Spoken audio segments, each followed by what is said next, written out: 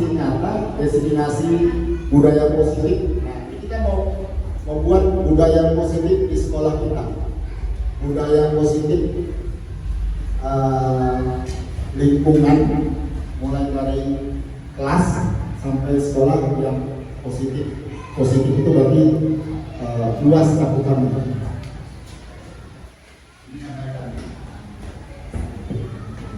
Budaya positif merupakan perwujudan dari nilainya atau keyakinan universal. Keyakinan universal itu maksudnya dulu. Dulu kalau di kurikulum 13 ada kan Jawa, disiplin, gotong royong, yang ada 12 pendidikan karakter. Seperti kan? Gotong royong, disiplin, kerjasama, mandiri, dan seterusnya. Nah, di kurikulum Merdeka keyakinan universal. Di budaya positif di sekolah tidak dapat diciptakan secara instan. Dalam menerapkan budaya positif di sekolah diperlukan tuntutan dan tauladan dari seorang guru, dari kita. Jadi orang kalau melihat kita sebagai guru itu sudah setengah dari malaikat ya. Nggak boleh kita marah. Kalau kita marah, cuma guru. Jadi orang melihat kita juga setengah dari malaikat. Nggak boleh kita marah. Karena manusia juga mekanisme.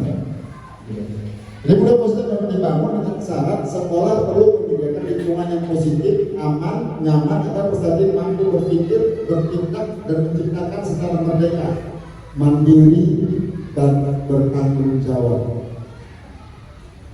Jadi kan Bu, tugas kita itu sebenarnya berat atau enggak? Berat ya? Mencerdaskan anak bangsa, kita memerdekakan mereka. Jadi kan pembelajaran merdeka itu saya bilang kata merdeka bebas macam-macam dia. Jadi kalau misalnya dia belajarnya duduknya santai apa nggak begitu juga. Jadi merdeka belajar dia itu kapan saja dan di mana saja, tetapi tetap ada koridornya. Jika ada anak belajar yang itu tak bagian dari merdeka belajar, itu tak yang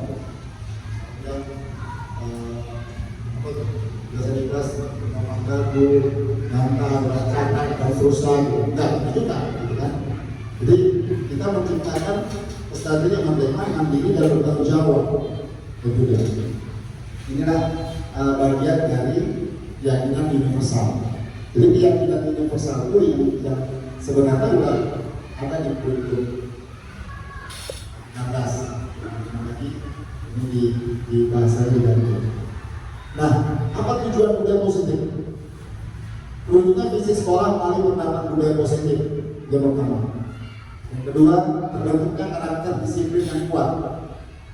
Disiplin, insya Allah ada mulai ya, di 03 ya, anak-anak 715 sudah hadir ya, 715 terakhir. Kalau kepala sekolahnya 15 di kemarin. Kemudian menumbuhkan dan menguatkan karakter positif melalui pembiasaan positif. Nah ini jadi tugas kita bersama. Kalau kita udah sepakatin pembiasaan positif itu Jumat sama Sabtu, ya kan? Di kelas coba dibiasakan. Pembiasaan apa bisa kan? Buang sampah pada tempatnya, ya kan?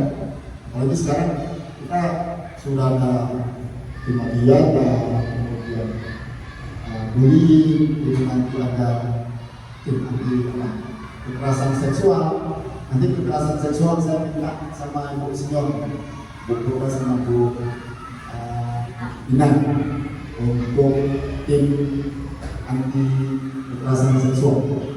Jadi insya Allah, karena itu tuntutan dari kita semua. Jadi sekarang kita kerjanya itu kan tahu aja, makanya saya pernah di tegur sama Bu Krisma Bapak ini, makanya Pak dari kantor aja. Ya memang kerja itu gitu kan. Jadi kalau saya kelas saja dia bukan fleksibel. Jadi kalau itu kan dia dilihat persegi partai yang persegi panjang itu yang dia bentuk. Aku datang mau masih. Kemudian menumbuh kembangkan karakter profil pelajar Pancasila yaitu pelajar sepanjang hayat yang memiliki kompetensi global dan berperilaku sesuai dengan nilai Pancasila. Konsistensi peserta didik dan wali kelas dalam menjalankan keyakinan kelas. Nah, ini yang keyakinan kelas nanti kita bahas. Jadi keyakinan kelas itu wajib dibentuk. Ya, keyakinan kelas itu kesepakatan dari guru dan peserta didik. Ada saya lihat kelasnya udah buat keyakinan kelas buku keren dengan perubahan keren insyaallah. Jadi kelas-kelas lain juga jadi tidak hanya di 17 Agustus saja memperbaiki kelas. Konsep dasar budaya positif yang pertama disiplin positif ini harus kita mulai dari diri kita ya kan. Kemudian kebutuhan dasar manusia. Ada kebutuhan dasar manusia itu dari mana dijelaskan. Motivasi perilaku manusia, posisi kontrol, kemudian keyakinan kelas, kemudian yang terakhir ketiga restitusi. Nanti ini kita bahas. Jadi ini materi yang didapat sebulan lebih kurang, 2 bulan lebih kurang dari pelatihan CGBU. Jadi luar biasa keren ilmu yang didapat. Disiplin positif, ini foto-foto kita.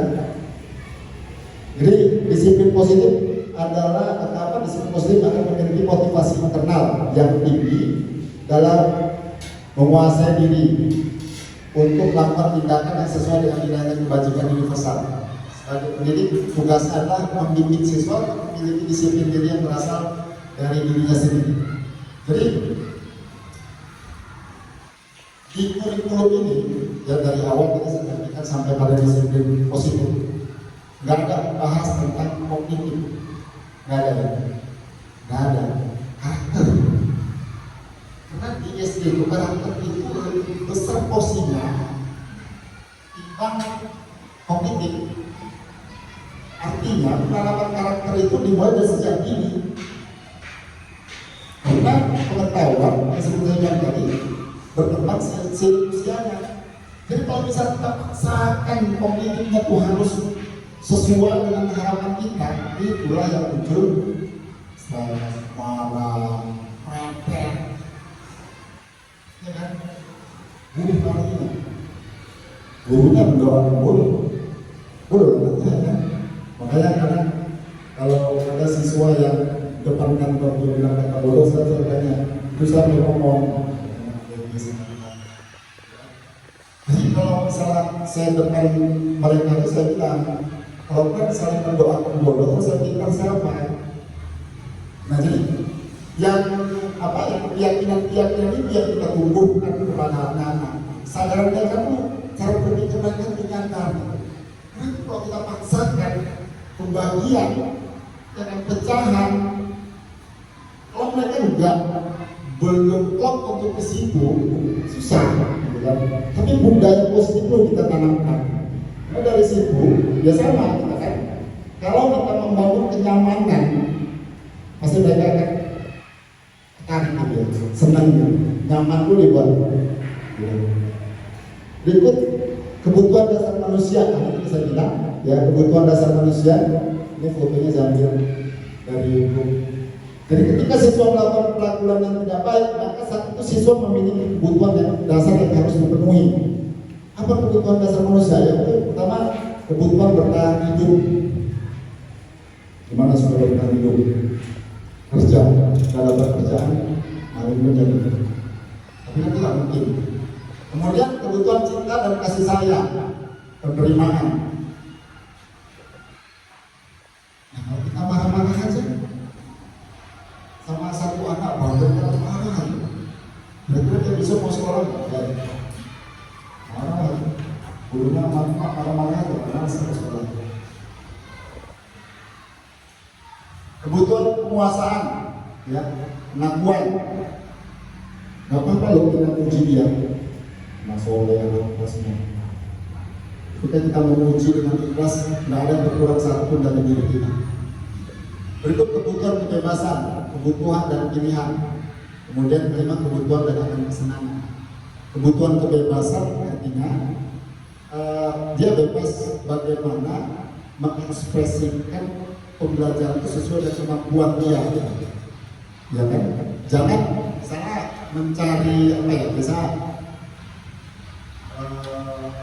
kalau misalnya ada anak yang dia nggak bisa nulis, tapi dia ngomong bisa, gitu kan?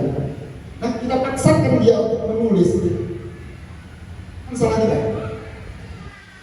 Dia nulis nggak pandai, tapi ngomong pandai. Dan saya nggak pandai nulis, ya, hurufnya kekurangan semua. Lalu kalau bercakap lumayan, gitu kan? Jadi kalau anak yang nggak bisa nulis untuk mengeksplorasi sebuah pengetahuan, nggak bisa dia nulis, tapi dengan berbicara itu kasih kebebasan, begitu. Dan kita paksakan dengan satu metode. Dan kita sebagai guru harus banyak mengupdate diri. Kemudian yang ketiga, motivasi perilaku manusia. Ya, menurut dari dosen, bahwa motivasi itu dorongan yang timbul pada diri sendiri secara sadar, ya, atau tidak untuk melakukan suatu tindakan untuk tujuan tertentu, itu motivasi. Jadi kita kalau misalnya nanti sini kita ada motivasi yang berbeda, muji-muji, ya, supaya dia nyaman dulu. Meskipun tidak banyak, saya bajunya rapi gitu kan, tapi bajunya cantik, itu kalau nggak cantiknya baru bisa bersemangat. Jadi yang tiga motivasi pertama untuk menghindari ketidaknyamanan atau rumah. Jadi contohnya, murid bertanya, apa yang akan terjadi apabila saya tidak melakukannya? Jadi motivasi perilaku manusia pertama untuk menghindari ketidaknyamanan atau hukuman. Jadi dia tanya, apa yang akan terjadi apabila saya tidak melakukannya? Kalau anak-anak 03 ini, oh enggak, berani nggak dia mengkritik gurunya? Berani. Kalau ada anak yang berani mengkritik kita, itu jangan dimarahi.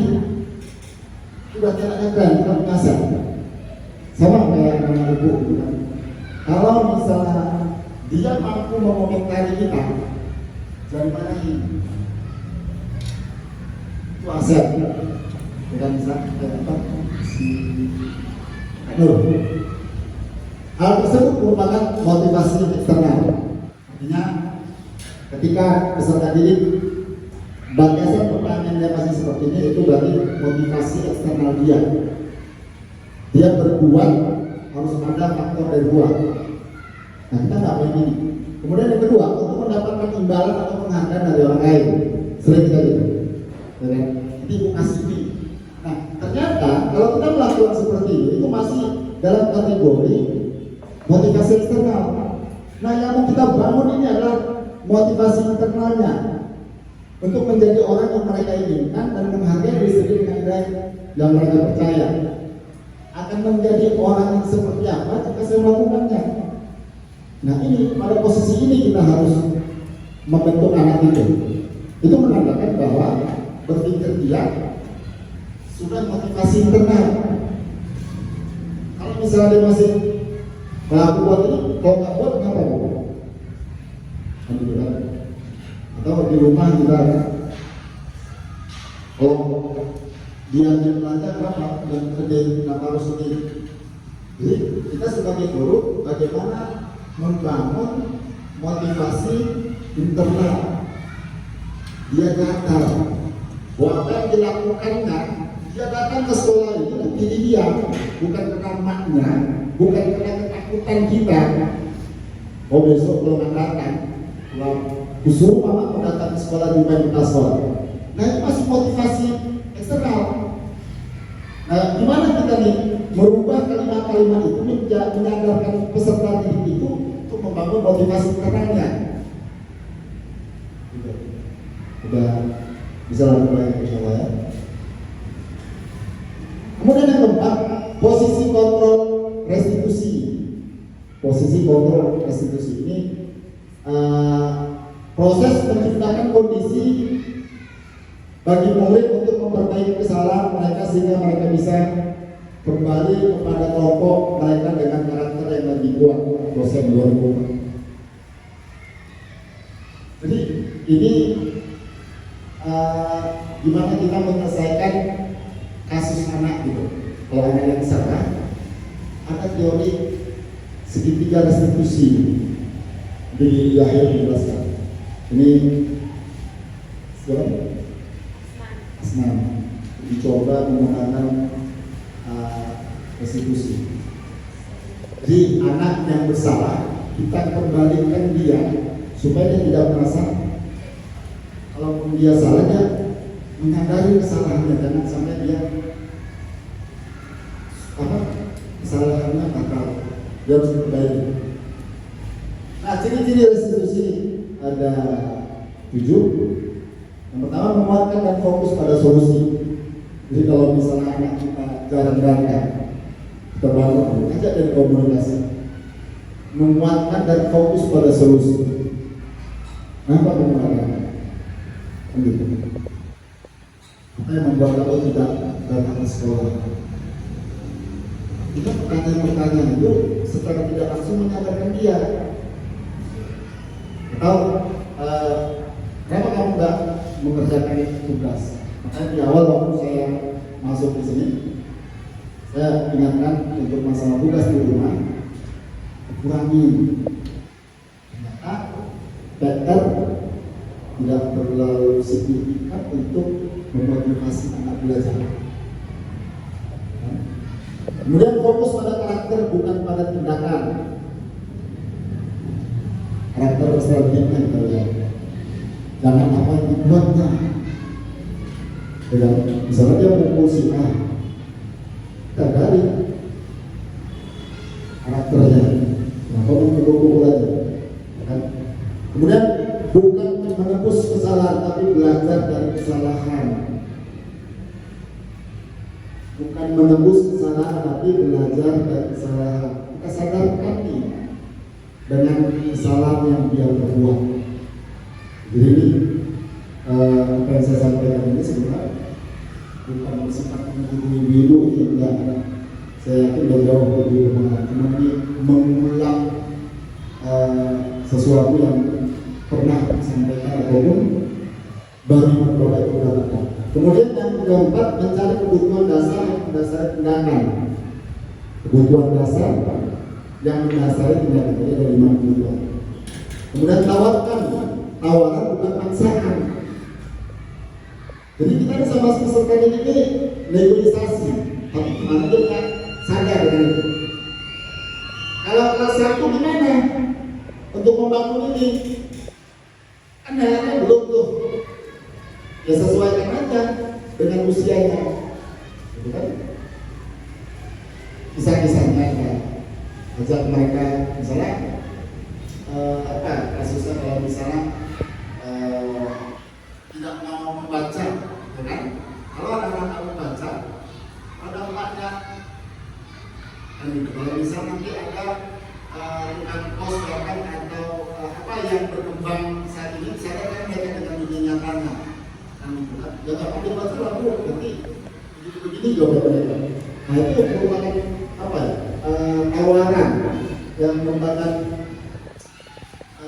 pendasaran untuk sebuah tindakan mereka. Gitu. Berikutnya memperbaiki hubungan. Ya, hubungan kita dengan kesal itu mungkin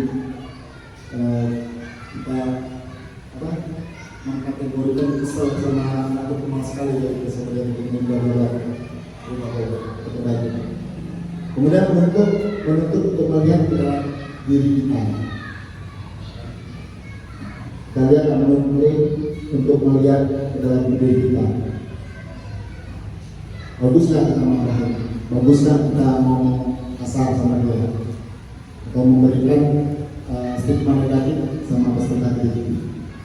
Kemudian yang berikutnya ada 5 posisi kontrol. Nah, 5 posisi kontrol ini sering kita alami. Ini sering kita alami. Saya beritahu. Yang pertama penghukum. Penghukum biasanya menghakim,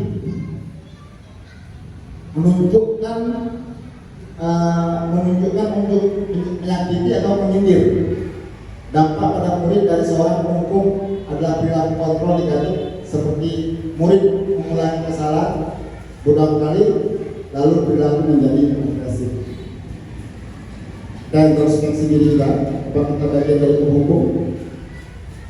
Biasanya menghakimi. Kalau suci bilang menjudge. Menyakiti, menyindir. Kalau kelas 1 disindir, ada ya. Biasanya ini masih keras, nggak boleh. Dia akan menjadi agresif dalam negatif. Ya. Kemudian membuat merasa bersalah. Membuat merasa bersalah biasanya berceramah menunjukkan kecewaan mendalam. Ya. Membuat merasa bersalah. Dampak pada murid dari seorang membuat merasa bersalah, murid akan merasa rendah diri, merasa gagal dan tidak berharga. Bagus. Kenapa bukan? Anak presiden sih.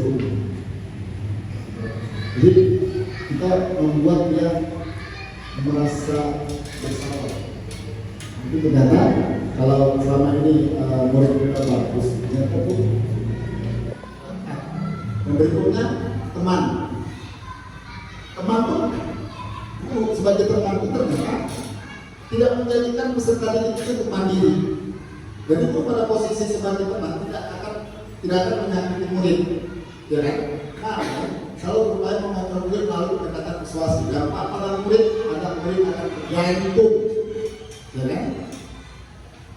Kalau SMP, SMA mungkin sering kita menjadikan posisi kita sebagai teman supaya dia terbuka.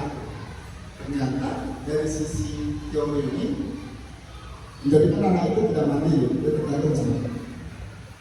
Nah, yang berikut sebagai pemantau, guru di posisi sebagai pemantau, yaitu memantau, menghitung dan mengukur disiplin guru.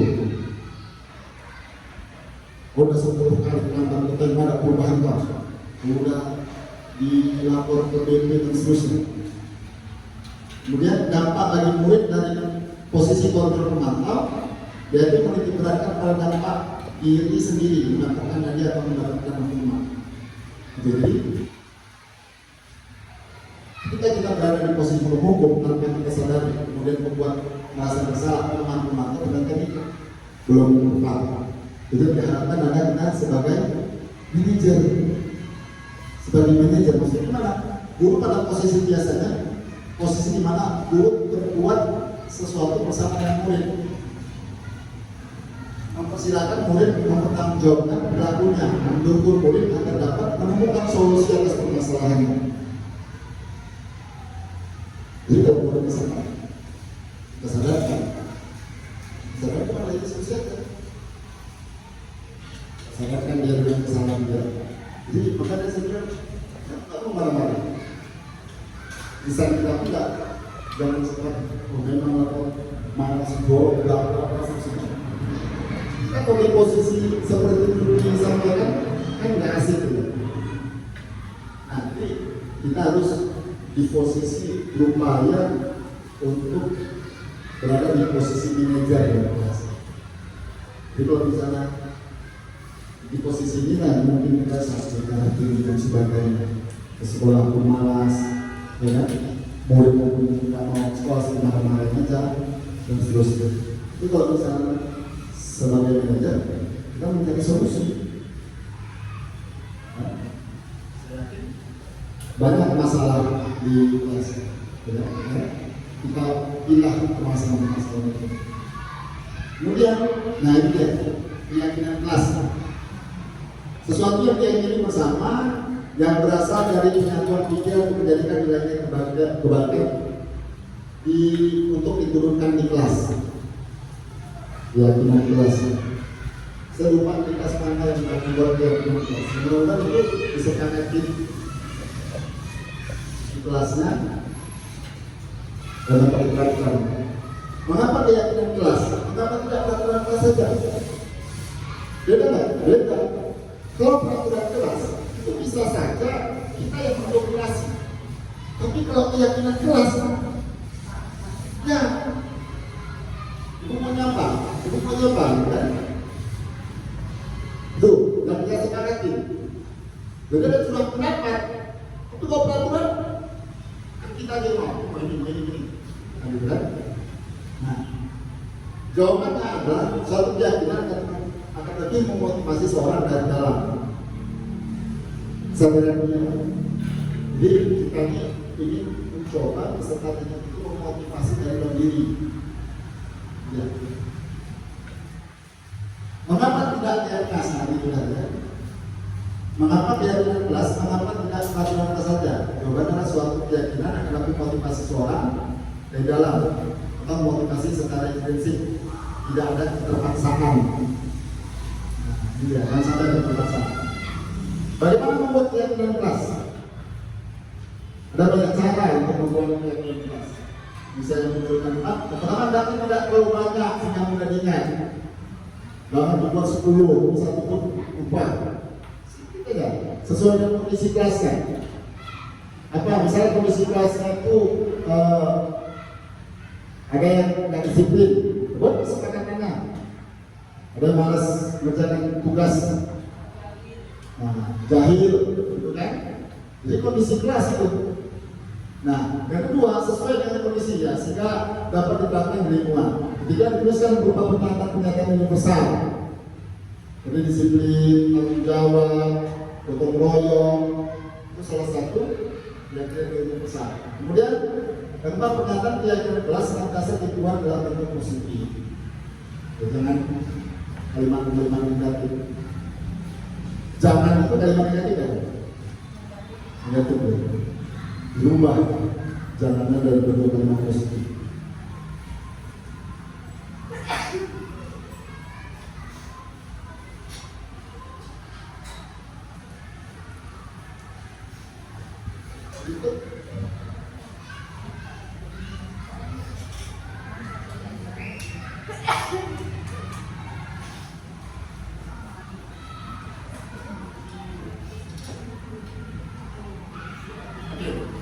Nah, segitiga restitusi.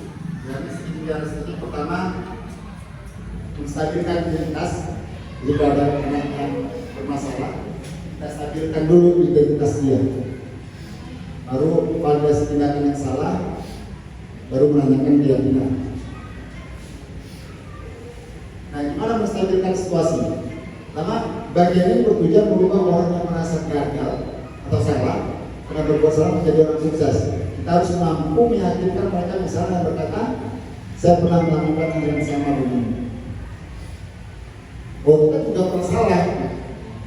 Jadi orang yang salah itu jangan merasa dia orang yang salah di dunia ini, karena ini tidak pernah salah. Jadi kita itu kan bahwa kita seorang guru juga pernah melakukan hal yang sama. Kan? Saya pernah melakukan hal yang sama dengan untuk menstabilkan situasi supaya dia tidak merasa cilaki, gitu kan? Misalnya apa kasusnya? Kasih buku hilang, hasil ujiannya rendah. Kita stabilkan dulu situasinya, kondisi dia. Berikut memvalidasi tindakan yang salah. Pada langkah kedua, kita terlebih dahulu memahami kebutuhan dasar yang mendasari tindakan kita. Kita memahami alasan mereka berbuat kesalahan sehingga mereka merasa dipahami. Ya kan? Kenapa dia berbuat demikian? Kenapa kamu buat seperti itu? Apa alasan kamu melakukan itu? Aslinya punya alasan. Kalau dia jawab nggak ada, berarti kita belum di posisi orang yang dipercayainya. Kalau dia nggak mau jujur dengan kita, berarti kita sebagai guru belum menjadi orang yang dipercayai untuk kejujuran dia. Dia khawatir ketika dia jujur dimarahin lagi. Kalau misalnya dia jujur dimarahin lagi, salah. Makanya kalau misalnya kita di rumah, yang jujur kita marahin lagi, besok bagus dia berbohong. Karena berbohong dipukul, jujur pun dipukul juga ya bilang. Gak usah bohong aja. Kenapa? Jujur pun gak dihargai. Nah ini yang proses-proses seperti ini sederhana memang kan. Jadi itu boleh digarisbawahi ketika peserta didik kita tidak mau jujur sama kita, berarti kita belum berada di posisi orang yang dia percayai, kan? Berikut ada menanyakan keyakinan. Ketika rapat pertama dan kedua sukses dilakukan, maka anak lebih siap dikaitkan dengan bijak kebajikan yang dia percaya dan berpindah menjadi orang yang diinginkan. Kehidupan masa depan yang mereka inginkan sangat penting ditanyakan. Jika gambaran masa depannya sudah ditemukan, maka guru dapat membantu mengarahkan mereka tetap fokus pada gambaran. Di sini kita masukkan nilai-nilai universal itu yang sudah kita sepakati. Diupayakan kita masing-masing kelas itu membuat keyakinan supaya mereka tahu ketika mereka buat salah, kita balikkan apa yang sudah kita sepakati. Ya kan? Seperti istilah motivasi, batu yang diteteskan air berulang-ulang gelombang juga. Nggak ada yang bisa nunggu, nggak ada yang bisa. Jadi jangan kemudian kita udah sebulan kita buat keyakinan dalam berubah. Kita yakini kita sendiri juga, gitu kan? Apakah kita termasuk orang yang bisa dalam kesuksesan? Mungkin itu yang perlu saya sharing terkait dengan budaya positif. Jadi mudah-mudahan dengan ilmu yang dibimbing yang ada prinsipnya nggak mengajari lah, cuma memberikan informasi baru aja. Kemudian kita ke depan sama-sama bisa menjadi guru-guru hebat atas peserta didik kita. Karena kalaupun kita ngajar dengan amarah seperti saya bilang tadi, gak ada gunanya, gak ada gunanya. Datang capek ke sekolah, pulang capek lagi, ya, di rumah nambah kerjaan lagi, kan gitu. Jadi kalau di sini kita happy bersama anak-anak, gitu kan. Kenapa apa? Tujuan pendidikan itu sudah diserahkan ke kita. EP belum tujuan pembelajaran itu diserahkan ke kita. Bagaimana kita mencapai itu yang sudah kita buang. Kalau kita buat modul ajar atau PP, sekali kita buka, gitu kan. Tujuan apa? Jadi kita ngajar itu, kan. Bukan menghabiskan buku, tapi menuntaskan tujuan pembelajaran. Kalau kita ubah ngajar kita untuk menghabiskan buku, salah. Tapi menuntaskan tujuan yang sudah kita rencanakan. Ini tujuan yang sudah tercapai, tetapi bukunya tuntas. Ada satu sekolah di Zambia, satu semester satu buku habis.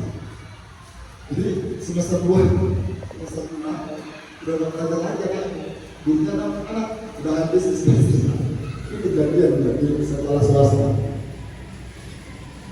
Dan mungkin gurunya nggak tahu, makanya dia menghabiskan buku bukan mencapai tujuan. Di kepala sekolah cerita, buku bukan menyelesaikan tujuan, tapi menyelesaikan ketuntasan bukunya habis. Jadi itu dari saya untuk menyampaikan materi.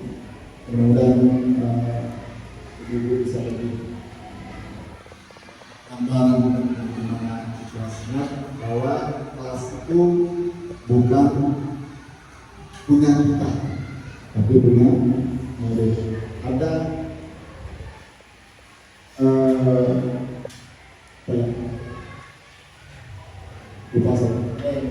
sebuah Jadi jelas kita harus menyesuaikan peserta didik dengan peserta didik yang menyesuaikan gaya kita. Kita lah menyesuaikan. Demikian, mohon maaf atas segala kekurangan. Terima kasih atas perhatian Bapak Ibu. Assalamualaikum warahmatullahi wabarakatuh. Waalaikumsalam warahmatullahi wabarakatuh. Boleh. Boleh.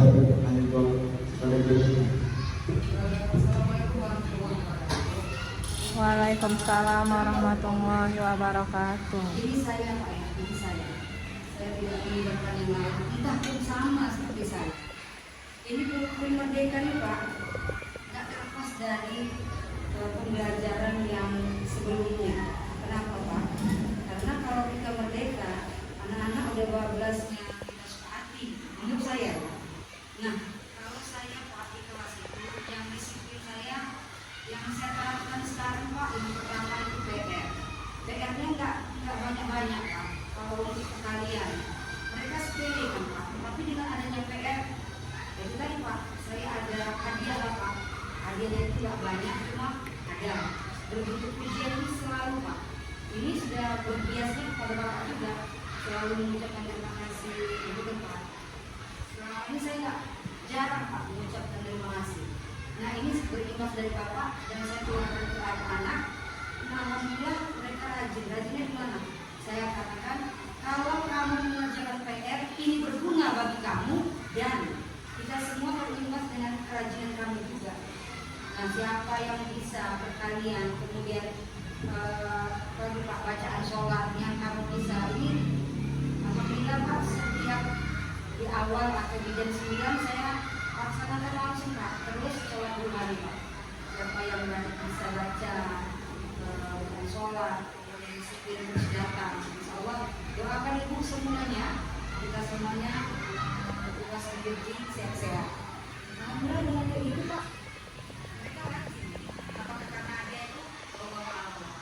Kemudian kalau anak saya buat ini Pak, saya marah Pak.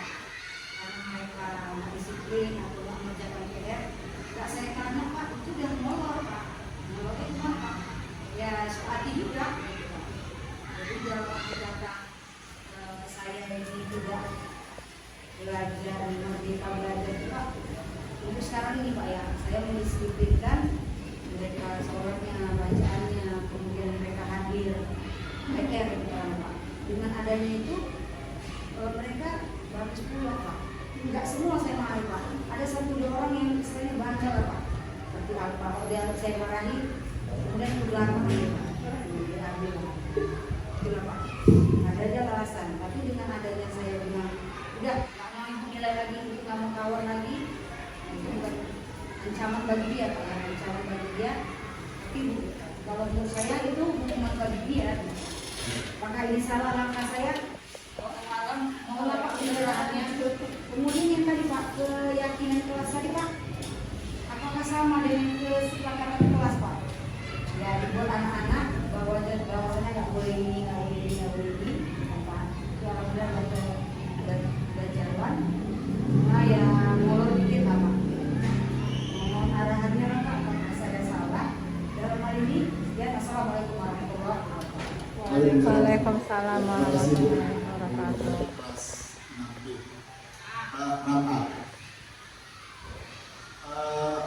Bapak Ibu, ini kita membahas diskusi ini. Bapak Ibu, ibu-ibu, pernah nggak membaca buku di kantor? Nah, saya belajar bahasa Indonesia, belajar bahasa Indonesia itu ada kali kan, ini kantornya, tujuannya, kan nggak tahu coba? Ya, jadi gini, maksudnya gini, kalau misalnya kita nggak membaca kalimat itu, kemudian kita menuntut anak itu sesuai dengan tindakan kita. Misalnya di kalimat apa itu IPK-nya itu indikator pencapaian kompetensinya mendeskripsikan sebuah topik gitu kan. Mendeskripsikan pemahaman. Ada anak-anak yang dia nggak bisa seperti saya bilang, dia nggak bisa nulis. Terus kita marahin dia, "Kenapa kamu tulis? Kenapa nggak tulis?" Karena kita nggak baca IPK-nya jadi di situ mungkin kita buat mendeskripsikan. Kalau misalnya di situ biasanya tanpa ibu sadari itu ada secara lisan dan tertulis, gitu kan? Nah, jadi kalau misalnya dia nggak nulis tapi dia bisa ngomong. Seharusnya memfasilitasi itu. Udah kalau kamu bisa nulis, kita di sini. Dan enggak, kita marah-marah. Orang lain nulis, kamu nggak nulis. Nah, itu saya bilang, sarannya mungkin, ibu ini nggak baca. Indikator kompetensi.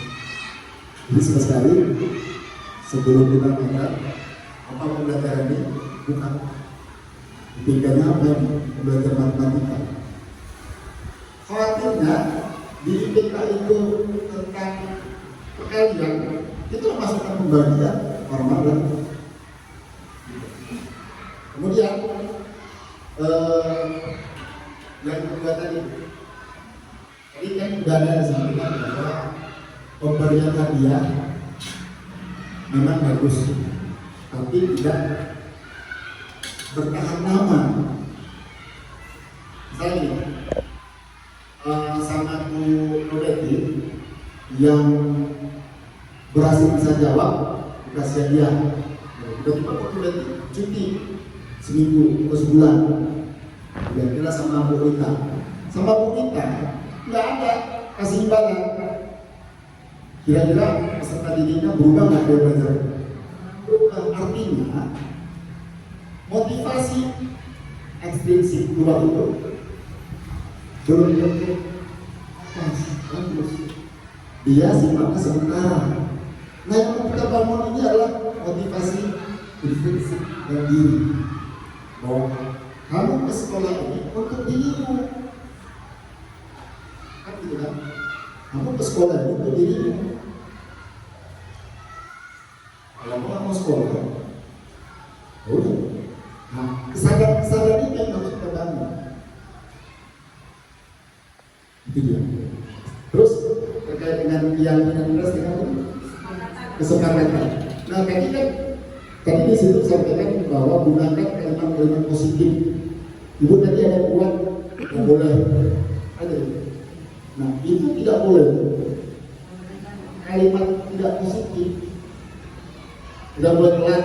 Kita kan hadir tepat waktu atau 15 menit sebelum bel.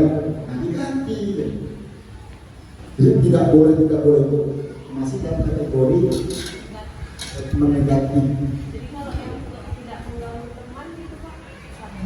Tidak, kita bisa ganti dengan saling toleransi, saling menghargai kekurangan orang lain. Ya kan?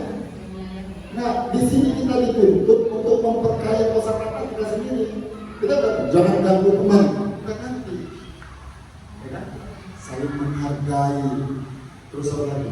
Toleransi, banyak, ya kan? Nah, tidak boleh bully, itu kan tidak boleh bully.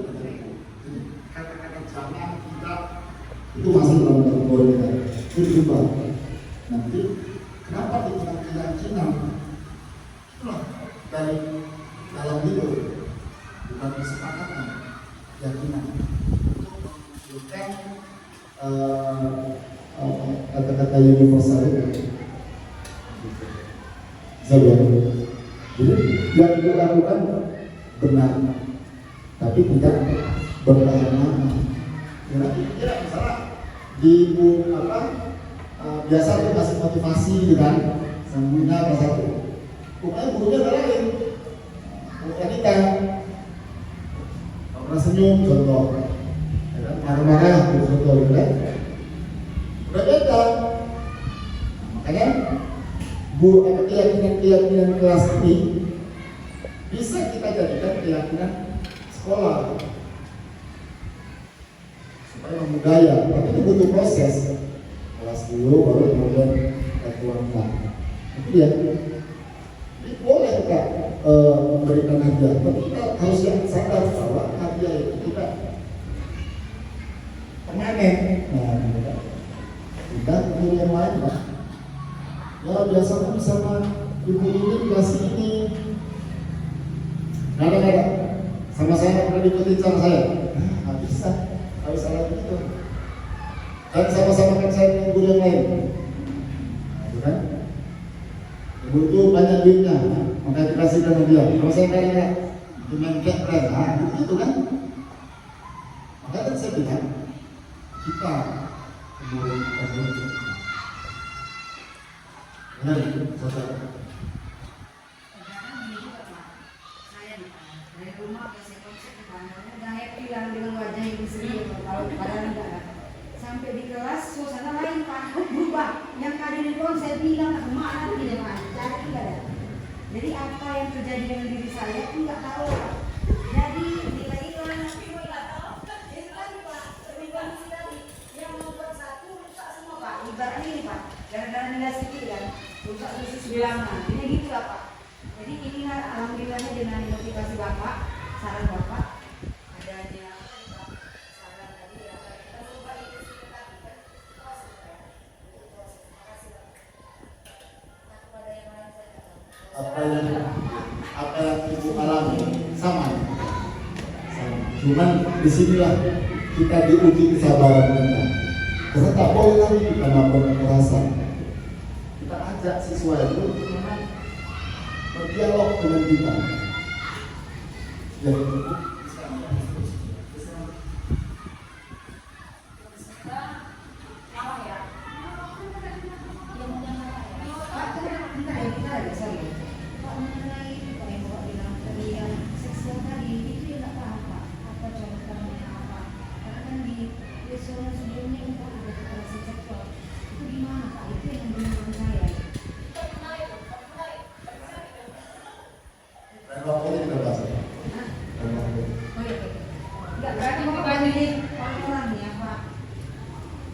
ya,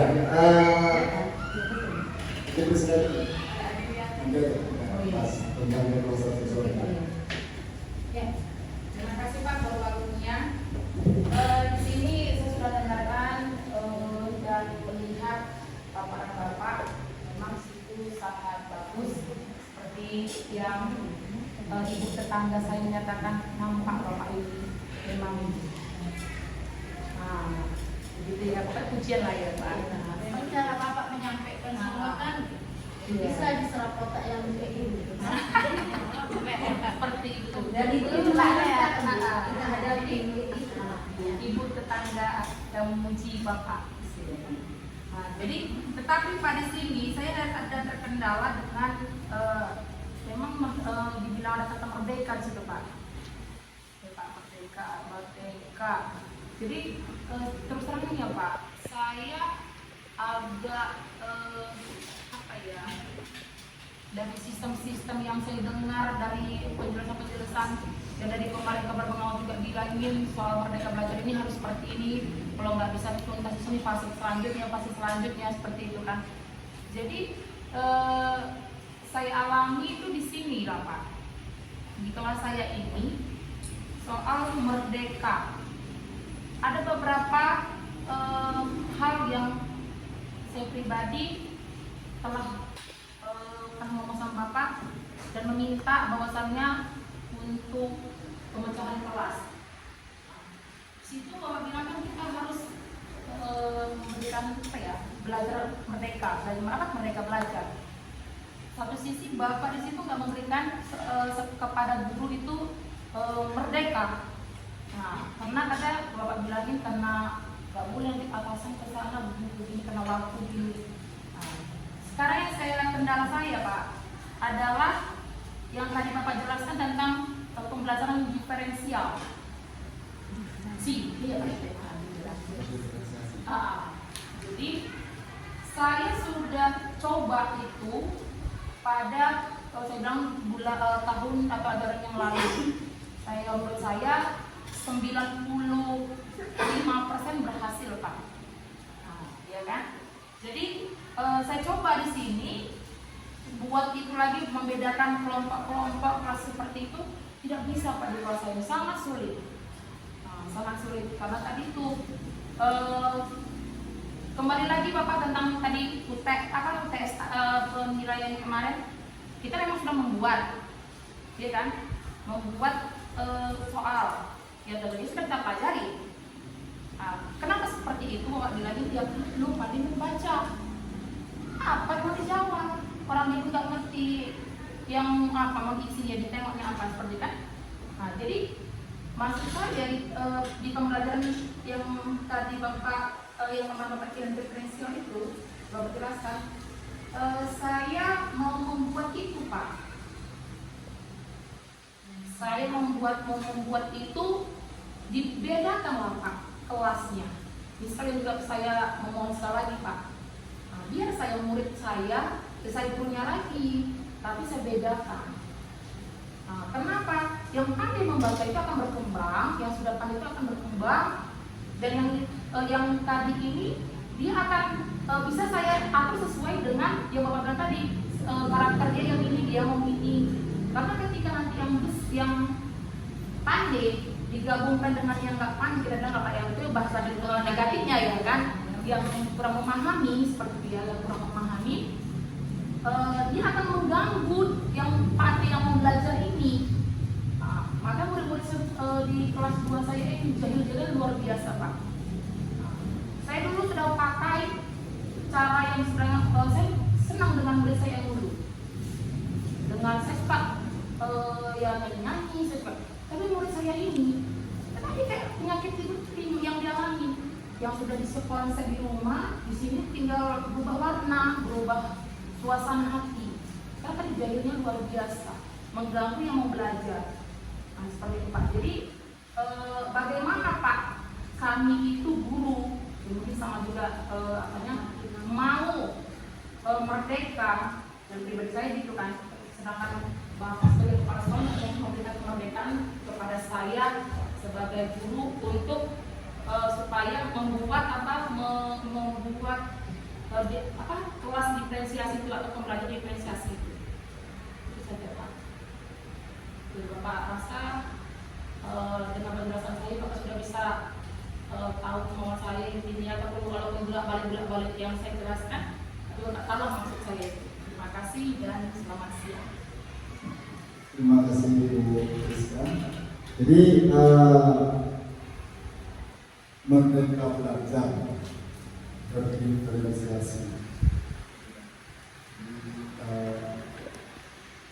konsepnya harus kita dudukkan. Jadi kalau misalnya kita bagi kelas, pertama kita sulit dengan anak-anak. Seharusnya mereka bisa dapatkan dari jam 7:30 sampai jam 11. Jadi terbagi dua.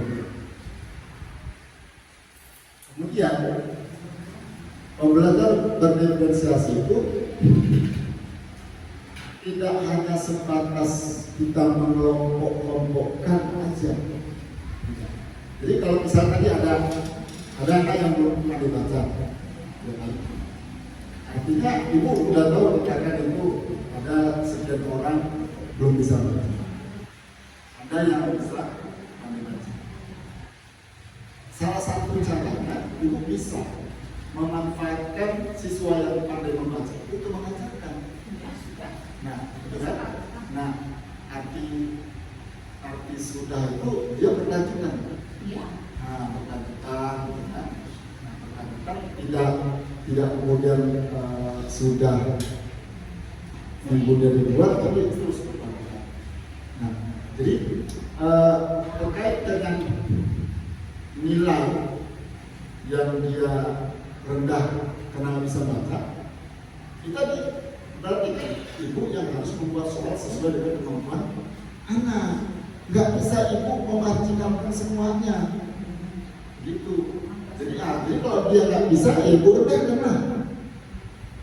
Materi itu kan kalau nggak bisa baca. Jadi kalau ibu samakan dia kasihan, zolim kan. Nah itu dia. Berarti kalau misal bukan saya tidak mau memecahkan kelas, gitu. Karena nanti uang anak pasti nggak sama, seharusnya mereka bisa bayar kesehatan atau kesehatan dua. Nah, solusi-solusinya seperti itu.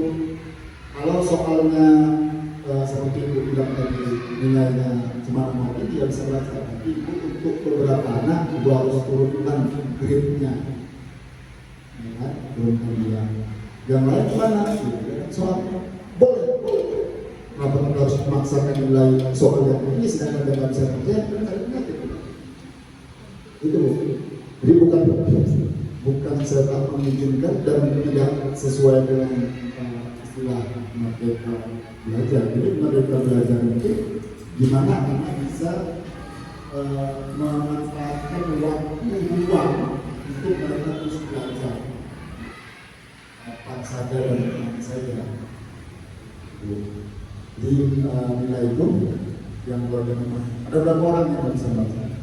Pertama kali saya masuk hampir lebih dari 1/2 yang tidak pakai baca. Nah, makanya kan ada di kurikulum merdeka itu ada fase A, B, C. Artinya kelas 1, kelas 2 ini punya tanggung jawab yang sama. Tanggung jawab yang sama untuk menyelesaikan permasalahan. Maka kita harus berkolaborasi. Jadi kita ini guru nggak boleh merasa kita tuh alim, nggak boleh. Kita nggak bisa tanpa orang lain.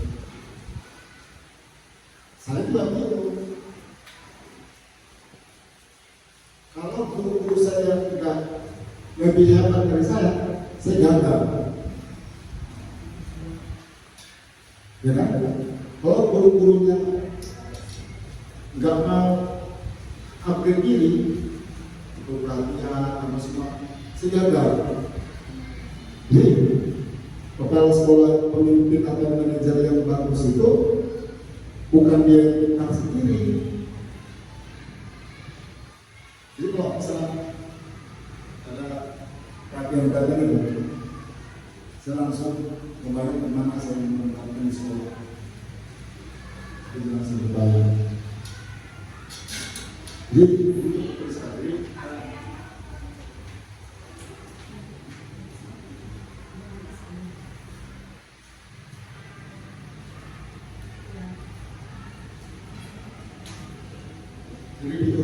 bukan saya tidak mau mengizinkan itu, lebih itu. Jadi berorganisasi dengan mereka itu nggak stagnan dengan di situ. Jadi kalau tadi soal makanya Bapak Ibu, kalau ada muridnya nggak bisa sama si A dan si B nggak sama pemahamannya, jangan buat soal yang sama. Jadi kalau misalnya soalnya ukurannya yang nggak bagus, yang tinggi seperti kan katanya kan? Jadi kita buat tidak soal ini seperti anak mereka. Anak-anak kelas saya gambar gitu-gitu. Ibu yang memahami sampai membuat dia. Iya, karena memang tadi itu nggak pandai baca. Ya, berarti kan ibu mendesain soal itu sesuai dengan kemampuan dia gimana. Gitu. Jadi kalau misalnya dia nggak bisa membaca, kan, ya bisa ibu bantu dengan apa? Misalnya bacaan, dia harus memahami. Masalah itu kan gitu ya. Kalau masalah kita kasih soal itu bisa baca, nggak kita bacakan.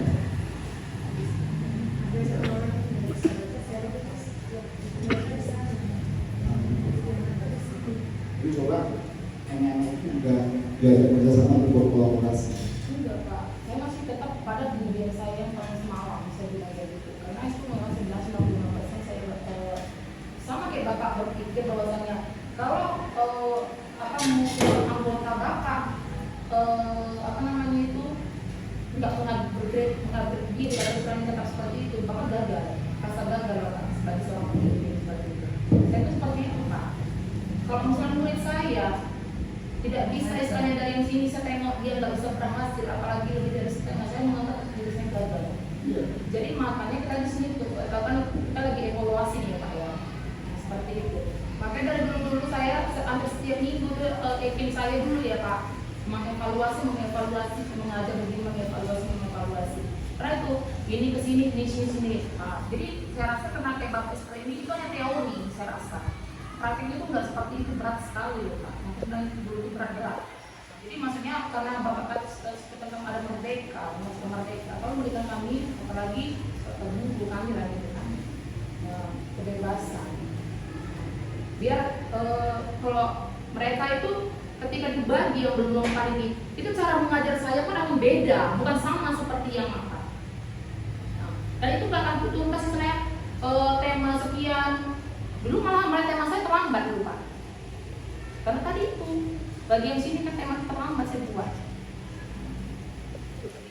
Jadi karena memang murid saya itu sangat jahil, tetapi nggak boleh sebenarnya mengatakan kata-kata yang negatif seperti itu Pak. Tapi kebenaran seperti itu kan apa yang bahasa apa atau kebenaran untuk mengungkapkan seperti itu yang sekali. Kenapa? Belum untuk menenangkan mereka saja sulit. Jadi maksud saya kalau ketika ibaratnya dibagikan mereka itu Pak di kelas yang saya bilang itu kemarin siang. Nah, saya akan cara mengajar saya pun akan berbeda, itu akan selalu lomba.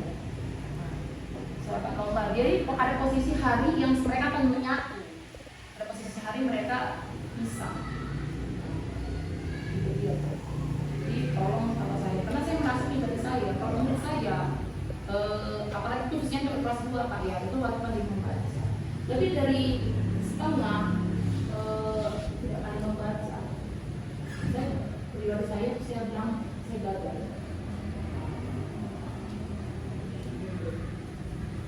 Sama seperti Bapak bilang kan tadi Pak, kalau Bapak berarti sekolah di dalam. Ya. Jadi gini, Ibu kan sudah mengatakan bahwa sekian persen kita bisa membaca. Iya. Ya. Kalau itu permasalahannya, maka Ibu nggak harus menuntaskan semuanya. Fokus aja. Sama dalam waktu berapa bulan, ya Ibu target untuk membaca. Di iklimnya itu misalnya 3 bulan membaca aja. Iya. Tuh, itu satu, ya kan? Itu diberikan. Jadi Ibu punya target, gitu kan? Pastinya kalau konsisten dengan itu ada pengurangan, pastinya. Nah, jadi tidak serta-merta solusi terakhir itu harus berkelas. Ya karena saya mau Pak, kalau itu akan lebih senang Pak seperti itu. Karena nanti mereka ketika saya di sini berapa mereka belum mau. Makanya itu tadi, disitulah diferensiasi itu. Nah, disitulah itu memang harus menyiapkan praktek itu. Dan harus menyiapkan praktek itu. Jadi kita kenal berapa sekian persen tadi kita nggak bisa baca. Nah, karena kan saya lihat Ibu ada jam tambahan gitu kan. Ya. Artinya itu ada peningkatan kalau memang apa. Nah, jadi udah berapa bulan berjalan, saya rasa itu sudah kurang kalau memang proses yang dilakukan. Nah, artinya ini, iya, coba pemisahan kelas itu tidak menjadi solusi terakhir, tidak menjadi solusi terakhir. Coba cari yang lain.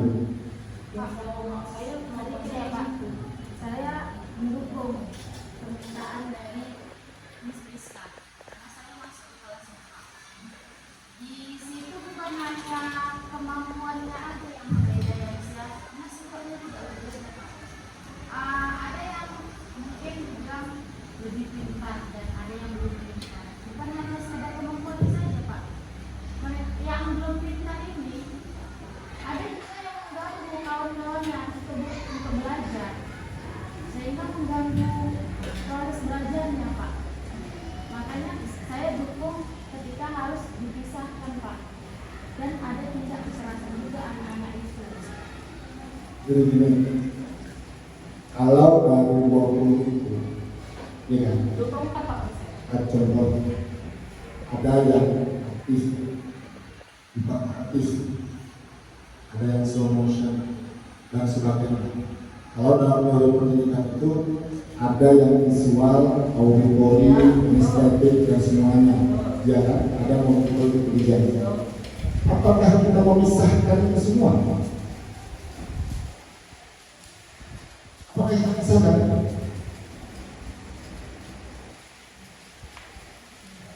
Enggak kan? Enggak kan?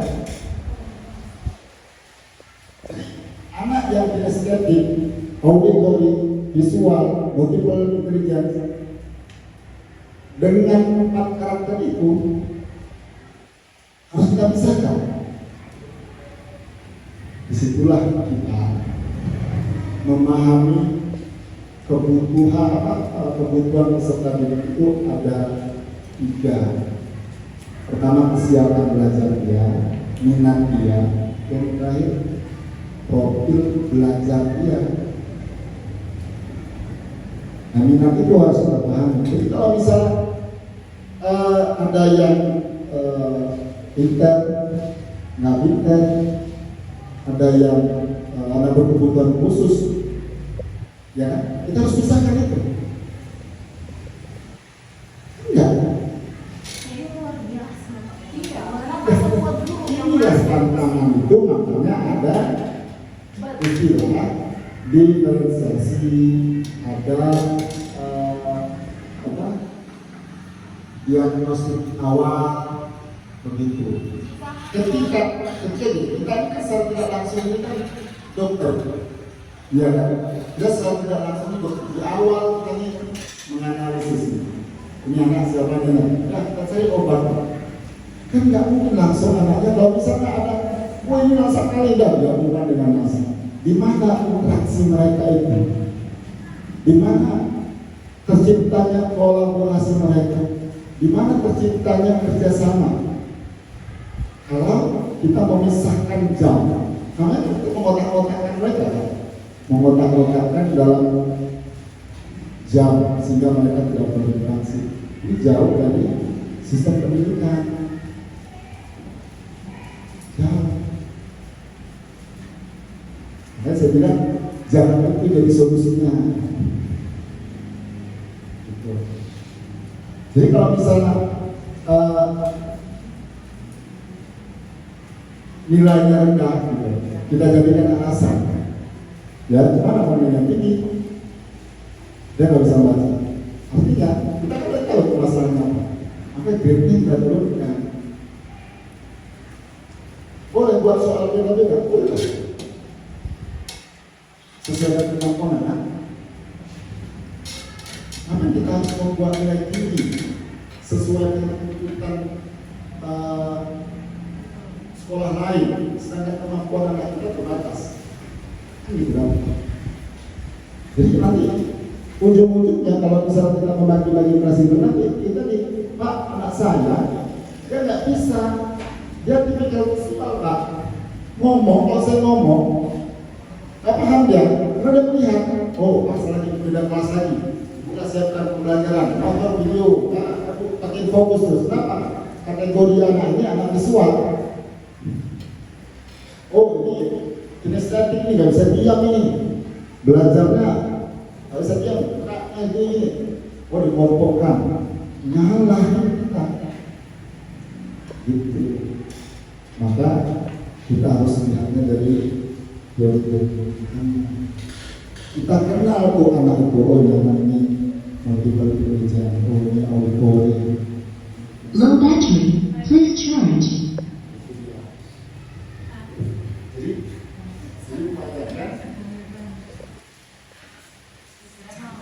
Low battery, please charge. Itu karena yang sudah saya memahami tadi itu Pak, seorang anak itu ada yang pembelajarannya visual atau visual itu. Karena saya pindahkan kepada yang kayak gini kan, Bu, nih dia ribut kali, nggak apa aku nih, nggak pasti yang kayak gini, nggak kayak gini. Jadi kalaupun istilahnya Kakak, tolong kasih solusi saya itu yang tahu saya solusi saya yang itu. Ya. Kalau Bapak nggak pinjam kan tolong kasih tahu saya solusi untuk saya bilang tadi supaya anak saya itu ya paling tidak dia tidak lebih dari setengah dia itu tidak pandai. Saya berhasil, itu aja lah Pak. Iya. Jadi pertama siapkan perangkat pembelajaran kita menarik. Yang kedua, kita harus pahami betul tujuan pembelajaran yang kita inginkan itu seperti apa. Enggak apa-apa.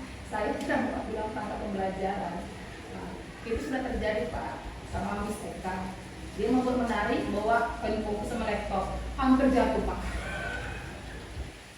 Ya, Kalau di kelas 1, kelas 2 itu masih dalam transisi TK, jadi itu yang pertama. Yang kedua, kita tak bosan-bosan. Ya kalau dari ini kita membuat keyakinan kelas. Dan itu jangan bosan-bosan untuk kita yang ya, jangan kita bosan-bosan untuk kita. Berikutnya kita dicoba cari literasi, ya literasi kayak jurnal tentang gimana pembelajaran